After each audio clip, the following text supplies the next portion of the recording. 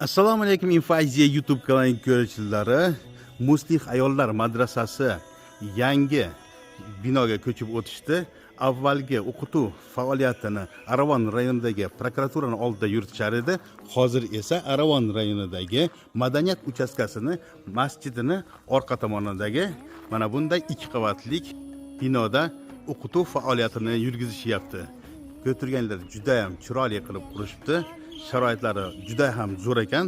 Hozir ichkariga kirib barcha sharoitlarini va o'qutuv prosesslarini ko'rsatib o'tamiz. 2 yillik Muslih diniy o'quv markazi qizlarimiz uchun ajoyib imkoniyat.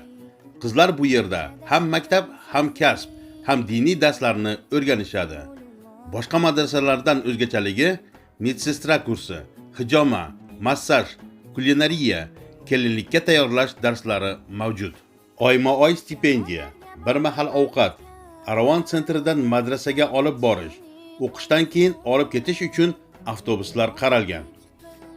Chevarchilik yoki kompyuter kasbidan birini tanlab o'rganish imkoni bor. Birinchi yil ilm, ya'ni tajvid, aqida, siyrat, odob va fiqh o'rganiladi. Ikkinchi yil Qur'on yodlanadi. Yakunida attestat, diplom va har bir kursdan sertifikatlar beriladi. 9-sinf bitirgan qizlarimiz qabul qilinadi. Joylar soni cheklangan.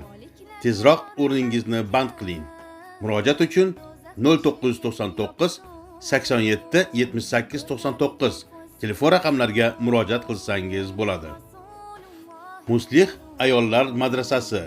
Imkoningizni boy bermang.